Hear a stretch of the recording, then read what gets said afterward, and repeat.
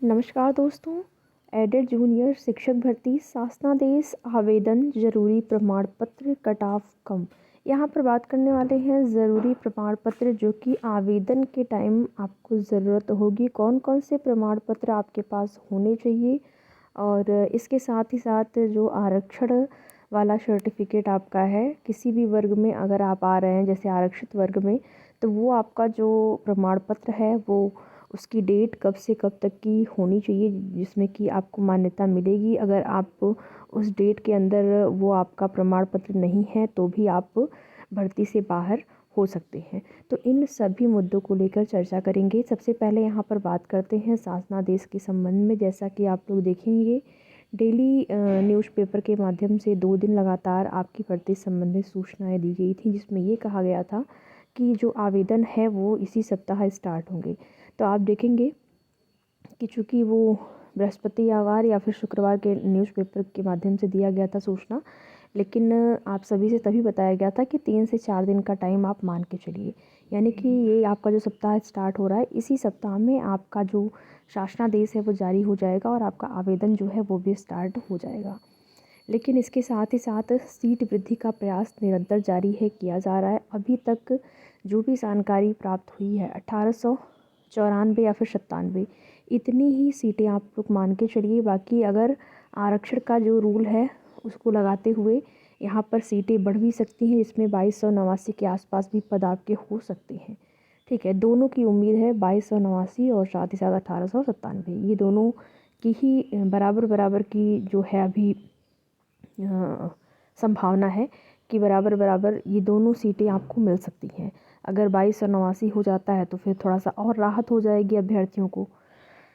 अब यहाँ पर बात करेंगे कटाव कम क्यों थंबनेल में लिखा गया है। तो देखिए, आप सभी को बता दें कि सब्जेक्ट कॉम्बिनेशन की जो भी चर्चाएं आप लोग देखने और सुनने को आपको मिल रही हैं, वो उससे जो है आपके कटाव पर प्रभाव पड़ेगा। कटाव कम क्यों जाएगी, तो सब्जेक्ट कॉम्बिनेशन देखा जाएगा। ठीक है, देखा जाएगा मतलब अगर आपने सी टेट आप जिस विषय से पास हैं या फिर सी टेट में अगर आपका वो विषय है तो वही विषय से आपका जो है यहाँ पर होना चाहिए सुपर टेट। अगर सुपर टेट और सी टेट में विषय सेम नहीं है, विषयों में असमानता है, तो फिर यही आपका ये कहा जा सकता है कि आपका जो सब्जेक्ट कॉम्बिनेशन है वो नहीं बन रहा है। तो यहाँ पर जैसा कि अगर आपने सी टेट में जैसे आप केवल 2 सब्जेक्ट को ही ले लीजिए, उसमें आपने इंग्लिश और संस्कृत में चयन किया है किसी एक विषय का। अगर आपने संस्कृत पढ़ा है, ठीक है, संस्कृत से आपने सी टेट क्वालिफाई किया है, सी टेट या फिर यूपी टेट जो भी आपने पात्रता परीक्षा में क्वालिफाई किया है, सी टेट भी है और यूपी टेट भी है। तो सी टेट या यूपी टेट में अगर आपने संस्कृत सब्जेक्ट लिया हुआ था, संस्कृत विषय आपका था और सुपर टेट आपने संस्कृत विषय से दिया हुआ है, तब तो आपका सब्जेक्ट कॉम्बिनेशन बनेगा। लेकिन वहीं पर अगर आपने संस्कृत विषय सी टेट में नहीं पढ़ा या फिर सी टेट में जो आपका या फिर यूपी टेट में आपका पात्रता परीक्षा में ये विषय नहीं है और आपने संस्कृत विषय आपका सी टेट में नहीं है, सी टेट से जो सुपर टेट है आपने उसमें संस्कृत विषय से सुपर टेट का एग्ज़ाम दिया, तो यहाँ पर आपको समस्या हो सकती है। सब्जेक्ट कॉम्बिनेशन के अंतर्गत ये नहीं आएगा। तो यही है और इसी का प्रभाव आपके कटाव पर पड़ने वाला है। सब्जेक्ट कॉम्बिनेशन का एक अच्छा खासा प्रभाव पड़ेगा, जिससे कि क्योंकि उस टाइम जब आवेदन हो रहे थे ना, तो वो बहुत ज़्यादा थोड़ा सा जल्दीबाजी में आवेदन जो है हुआ भी और जल्द आप देखेंगे अचानक से फॉर्म निकला दिया, अचानक मिला 6000 का, फिर आते आते 1897-94 वही डेली न्यूज़पेपर के माध्यम से आते आते आखिर वही पद ही मिलने जा रहे हैं। संभावना वही है कि थोड़ा बहुत बढ़ जाए तो फिर अच्छा ही हो। बाकी अभी की अगर जो स्थिति है अगर देखा जाए तो आप मान के चलिए उतनी ही सीटों पर आप लोगों की भर्ती का जो शासनादेश है वो आ सकता है। अगर बढ़ जाए तो बहुत अच्छी बात है। तो इसीलिए यहाँ पर मैंने लिखा है कि कट-ऑफ कम, क्योंकि सब्जेक्ट कॉम्बिनेशन मांगा जाएगा और जिनका नहीं सब्जेक्ट कॉम्बिनेशन बनेगा वो लोग बाहर होंगे। बाकी देखिए, आप में से कोई भी अभ्यर्थी अगर 69,000 शिक्षक भर्ती में होगा या फिर 68,500 69,000 शिक्षक भर्ती में जो भी डॉक्यूमेंट वहाँ पर लगे थे वही आपके लगेंगे आवेदन के टाइम। ठीक है, कम से कम जो चीज़ें अभी आपके पास हैं उनको तो आप व्यवस्थित कर सकते हैं। बाकी एक नोटिस आएगी क्या क्या चीज़ें आपके आवेदन में लगने वाली हैं उसके संबंध में। तो अभी के लिए अगर आप कहीं पर जॉब कर रहे हैं तो आपको एनओसी देना पड़ेगा, ये तो है ही। और 10th 12th जो कि जिसके आधार पर आपका गुणांक तैयार किया गया है वो तो कंफर्म है चाहिए। हाँ, यहाँ पर जब आवेदन हुआ था एग्ज़ाम के लिए, परीक्षा में शामिल होने के लिए जब आवेदन हुआ था उसी टाइम बहुत सारे अभ्यर्थियों से गलती हो गई थी। उन्होंने ये बताया, बहुत सारे अभ्यर्थी उस टाइम कमेंट कर रहे थे, अभी तो ऐसी कोई जानकारी नहीं मिल पा रही है, लेकिन मुझे याद आया अचानक से उस टाइम बहुत सारे अभ्यर्थियों ने गलती कर दी थी। गलती क्या की थी उन्होंने, जब वो आवेदन किए थे तो उस टाइम अपना जो वहाँ पर भी आपका गुणांक जो है या फिर जो आपके नंबर थे वो तो वहाँ पे भी डालना था। 10th 12th स्नातक का कितने आपने का नंबर है, सीटेट में आपका कितना नंबर है, या फिर आपने जो बीएड या बीटीसी किया हुआ है उसमें कितने नंबर है। तो उसमें बहुत सारे अभ्यर्थियों ने नंबर अपना गलत डाल दिया था। कुछ लोगों ने बढ़ा दिया था, कुछ लोगों ने कम कर दिया था वैसे।